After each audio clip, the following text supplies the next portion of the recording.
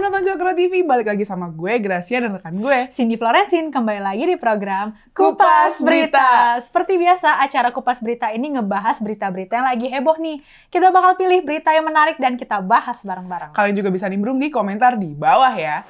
Oke, kita masuk ke berita pertama nih, Gra. Ada apa? Berita kalau Timnas Indonesia U22 ini juara sepak bola setelah 32 tahun. Mereka menang nih ngelawan Thailand pas laga final SEA Games 2023 di Stadion Olimpik Phnom Penh tuh kemarin 16 Mei hari Selasa. Tuh. Ini hebat banget. Bokap Keren gue banget. juga nonton tuh sampai malam tuh teriak-teriak anjir kayak Go. Kayak udah greget sendiri. Iya, gak sih? bener-bener. Bener banget, Gra. Soalnya nih sampai ada perpanjangan waktu tuh seru banget gitu Bener. pertandingannya ya, walaupun sempat ricuh lah ya. Sampai-sampai nih wasit nih ngeluarin kartu merah gitu buat official tim sama pemain di bangku cadangan ini. Gitu. Rusuh ya. Gue juga Rusuh, sempet tuh rusuh lihat tuh keramaiannya di TikTok. Tapi BTW nih, jadi Mm-mm. berapa kali nih Indonesia menang di SEA Games? Jadi nih Indonesia ini berhasil ngoleksi 3 medali emas, Gra, dari Waduh. cabang sepak bola di SEA Games itu. Nah, medali emas pertamanya nih pas di SEA Games tuh tahun 1987, Waduh, which is sudah lama lama banget banget ya. gitu. Nah, yang kedua nih tahun 1991 dan yang ketiga tahun ini 2023. Widih, keren banget ya. Kalau Banget. dihitung-hitung sih medali emas ini nih ngakhirin penantian selama 32 tahun Iya, ya. benar. Walaupun harus ngelewatin berbagai drama lah, extra time, tapi akhirnya ya menang Yeay. gitu kan.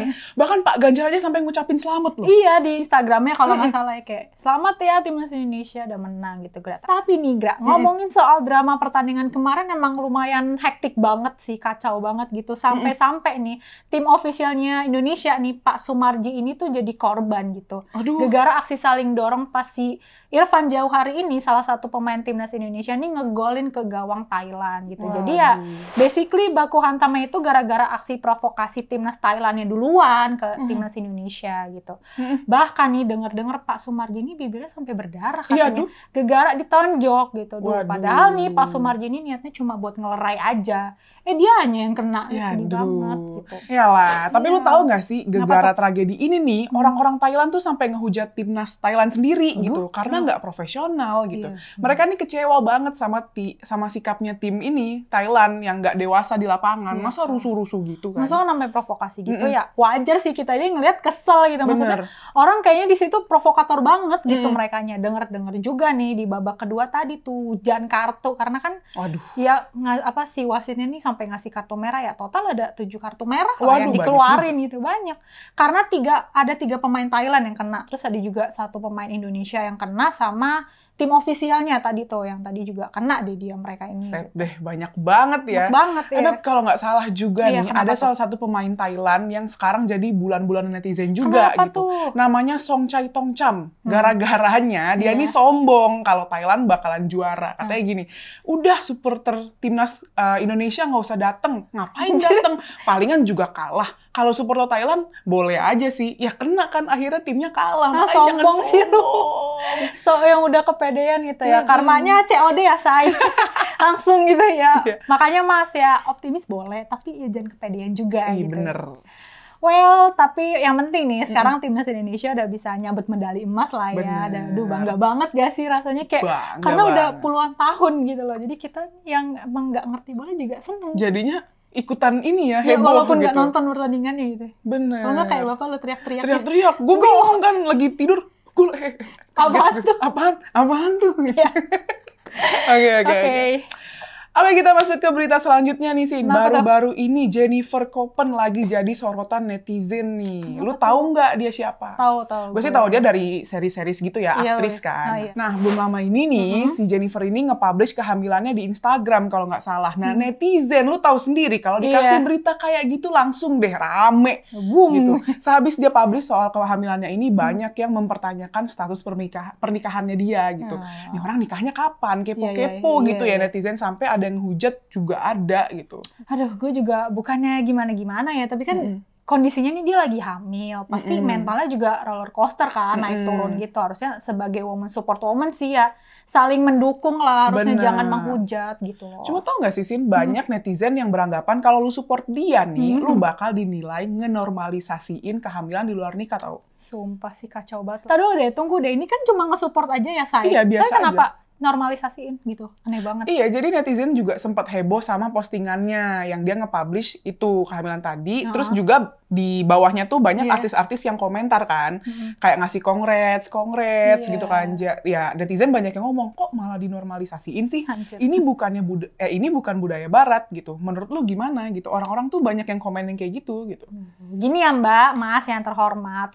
Ibu hamil ini kan hormonnya tuh nggak pasti ya. Kadang happy, ntar sedih, ntar marah-marah lah istilahnya kan. Dan sebenarnya perasaan mereka nih juga lagi rapuh-rapuhnya banget nggak sih? Kadang istilahnya nih perkataan yang dianggap sebenarnya bercanda doang gitu. Jadinya ke mereka ini serius. Jadi dianggap serius gitu. Apalagi kalian nih yang bener-bener ngejudge dia, ngatain anak haram lah, hamil di luar nikah lah ya. Please lah ya, istilahnya sih yang dibutuhin sama Jennifer ini kan cuma support aja gitu loh. Masalah dia istilahnya ada indikasi hamil di luar nikah atau enggak ya, itu privacy dia gitu. Tugas kita sebenarnya sebagai netizen cukup nyemangatin dia aja nggak sih? Biar dia semangat gitu jalanin kehamilannya. Kita juga seharusnya doain biar dia bayinya sehat-sehat sampai nanti lahiran, bahkan nanti kelak dia bisa jadi ibu yang baik gitu. Apalagi kan ibu hamil nih ya yang kalau lu tahu lah ya, dia kan ngelewatin fase baby blues ya sih. Tahu kan baby blues itu gimana? Nanti kalau udah lahiran gitu kan. Iya kayak ngelihat anaknya tuh kayak benci banget gitu. Itu susah loh, itu nggak gampang gitu. Makanya udah deh kalian gak usah gantiin job desk-nya malaikat nyatet-nyatetin dosa orang anjir, kayak udah gitu loh, semangatin aja gitu. Nah iya kan, menurut gue tuh sebenarnya yang centang-centang biru ini ya nggak tahu ya, kalau store muka kan banyak yang bilang store muka atau gimana. Tapi menurut gue sih kasih support ya. Kayak yang dulu bilang tadi, wanita hamil itu kan mentalnya lagi roller coaster gitu. Bener. Coba deh cewek PMS aja udah aneh kan moodnya, udah aneh banget gimana hamil gitu. Karena gue sama adik gue ini jaraknya kan jauh ya sih. Jadi gue paham banget pas nyokap gue hamil tuh struggle-nya gimana gitu. Dan menurut gue soal pernikahan ya memang itu urusan masing-masing ya. Kalau misalkan nanya hak masing-masing, orang kita nggak ngenormalisasiin kok. Maksudnya hamil di luar nikah emang salah nggak menurut lu? Salah kan. Tapi kan kalau kayak gini cuma bisa disupport. Kenapa? Karena jarang loh orang yang hamil di luar nikah mempertahankan bayinya tuh jarang. Banyak yang aborsi. Itu maksudnya ya support aja. Memang orang tuanya salah, tapi kan anaknya nggak salah. Iya, gitu. Itu kan karena kesalahan orang tuanya, jangan ngejudge anaknya lah ya. Kita di sini juga tadi kita nggak maksud menormalisasi gitu. Dan sekali lagi kita bilangin, kita tegesin biar itu jadi urusan dia sama Tuhan. Kita tuh nggak perlu ikut campur. Dan gue setuju banget gerak sama pernyataan lo yang bilang masalah hamil di luar nikah tapi masih dipertahankan itu. Kadang istilahnya nih penyebab orang aborsi ya salah satunya juga karena nggak ada support dari orang sekitar dan nganggep kehamilan di luar nikah itu masih sesuatu yang tabu dan ya kotor lah ya istilahnya. Maksudnya ya toh kehamilan dia kan juga nggak ngerugiin kita kan. Maksudnya nggak ngeganggu kita, apa salahnya sih kita doain aja gitu buat dia sama anaknya nanti. Kayak ya gitulah. Apalagi nih ya, yang gue lihat nih, nggak sedikit loh yang berkomentar jahat itu ada yang udah jadi ibu juga. Nah, kan? Maksudnya, woi, lu kan punya anak. Coba kalau lu ada di posisi Jennifer gitu, anak lu dikatain anak haram, gimana perasaan lu? Mana woman support woman-nya? Nggak usah ngerasa diri paling suci. Coba lu di posisinya Jennifer, dia pasti kayak sakit banget kan anak lu dikatain anak haram, makanya ya bener banget. Istilahnya sekali lagi ya kita bilangin nih, kita nggak menormalisasi, tapi kita cuma minta kalian buat support aja gitu loh. Toh nggak ada salahnya juga kan, nggak ngerugin kalian juga gitu kalau kalian nge-support. Cuma support aja support aja, nggak usah. Seenggaknya kalau misalnya lu nggak suka sama dianya, nggak usah ngatain gitu. Lebih baik dia. Lebih baik dia. Oke, Sin, sekarang kita masuk ke bagian bacain komentar para penonton Coklat TV ya. Nah, komentar pertama dari Richard yang di video Logika Ade Armando yang judulnya Yusuf Kala persoalkan keberhasilan pengusaha Tionghoa di Indonesia. Komentarnya gini nih, sebagai tambahan mungkin perlu diingat bahwa tidak semua etnis Tionghoa adalah pengusaha kaya. Banyak dari etnis Tionghoa hanya berprofesi sebagai petani, nelayan, pedagang kecil, buruh dengan penghasilan di bawah UMR dan banyak hidup di bawah garis kemiskinan. Mereka bahkan harus tetap berusaha survive tanpa bantuan pemerintah. Dan itu adalah fakta yang jarang diketahui terutama oleh hati yang sudah kotor oleh kebencian dan dengki. Terima kasih. Bener banget sih. Kita semua ya, ini sama aja kok. Kita semua sama aja. Nggak perlu rasis ya teman-teman.